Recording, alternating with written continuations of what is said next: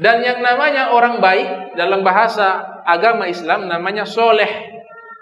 Ada muhsin, ada soleh. Ada musleh, lebih baik lagi.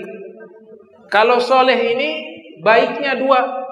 Dalam kitab Al-Furuq Al-Lugawiyah, secara akhlak dia baik kepada manusia, namun juga ibadahnya baik. Jadi kalau ada orang akhlaknya baik, kemudian sholat tidak pernah, puasa Ramadan tidak pernah, menghadiri pengajian tidak pernah, membaca Al-Quran tidak pernah, tapi akhlaknya baik, tidak dikatakan dia orang soleh. Dia bukan orang soleh. Atau sebaliknya, ibadahnya baik, tapi dia akhlaknya tidak baik, juga bukan orang soleh. Orang soleh itu harus dua-duanya baik. Ibadahnya kepada Allah baik, akhlaknya kepada manusia, kepada makhluk Allah juga baik. Ini yang namanya soleh. Yang lebih tinggi dari soleh ada, namanya musleh. Musleh ini dia membuat orang lain menjadi baik, namanya musleh. Ada juga namanya muhsin. Muhsin itu orang yang berbuat baik dan juga akhlaknya baik dan ibadahnya baik, sama kayak soleh. Tapi kalau muhsin, kebaikannya kepada manusia lebih banyak. Kalau soleh 50-50, sama manusia juga lumayan baik, ibadahnya juga lumayan baik. Kalau muhsin sangat baik sama manusia.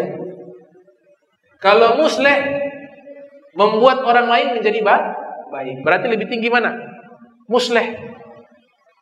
Lebih tinggi musleh. Contoh orang-orang yang musleh, minal muslihin. Ada satu ulama namanya Al-Imam Ali Zainul Abidin. Ibadahnya 1000 rakaat, solatnya satu hari. Kana yusalli fil yawm wa layla alfa rakaat. Solatnya sehari semalam 1000 rakaat.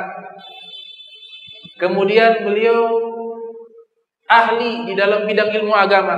Ma ra'aina afqaha minhu. Para ulama mengatakan, kami belum pernah lihat orang yang lebih ahli fikih seperti beliau. Tapi beliau di malam hari sedekah sir. Jadi sedekah sembunyi-sembunyi. Gandum dipikul, dibagikan kepada para fuqara wal masakin. Kemudian punya murid-murid.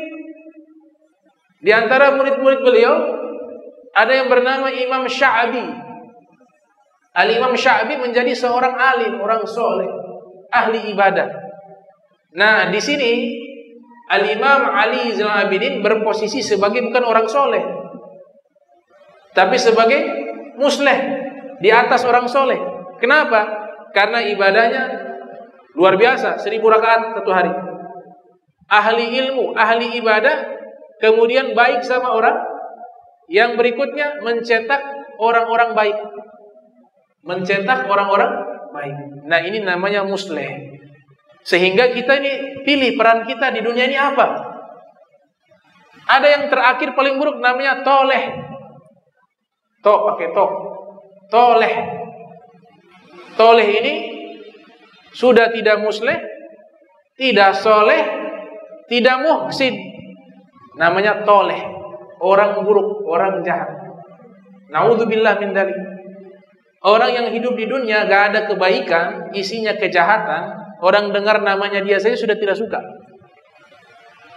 Itu dalam hadis Nabi katakan, inna asyaddan nasi manzilatan indallahi yaumal qiyamah man tarakahu ittiqa'a fuhshihi.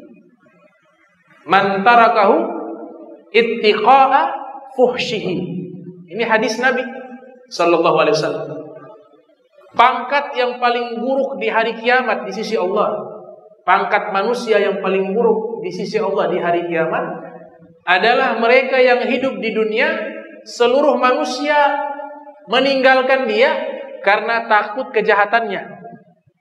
Kata Nabi, orang seperti ini pangkatnya paling buruk di hari kiamat di sisi Allah Subhanahu wa ta'ala. Al-Imam Al-Ghazali mengatakan jenis manusia ada 3. Jenis manusia ada 3. Yang pertama kal malaikati, jenisnya seperti malaikat, selalu membawa kebaikan. Maka nanti di yaumil qiyamah dia dibangkitkan dengan wujud malaikat, bukan manusia. Yang kedua kal jidar, jenis manusia kedua seperti benda mati, la yadur wa la yanfa, tidak mengganggu orang juga tidak memberikan manfaat, ya diam-diam saja begitu. Kal jidar, amalnya pas-pasan, dalam kewajiban saja dilaksanakan, kebaikannya juga biasa-biasa saja, tapi tidak mengganggu orang. Tidak mengganggu orang. Kata Yahya bin Musa Ar-Razi, "Idza la tastati' an tanfa'al muslimin fala tadurrahum."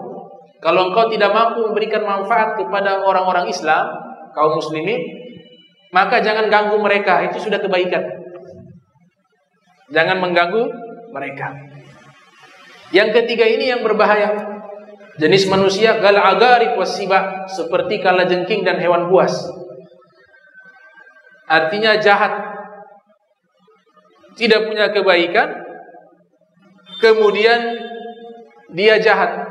Nah, ini yang sesuai dengan hadis Nabi, manusia yang pangkatnya paling buruk di sisi Allah di hari kiamat adalah mereka yang manusia lari karena takut ke kejahatannya. Mudah-mudahan kita terhindar daripada sifat-sifat buruk tersebut.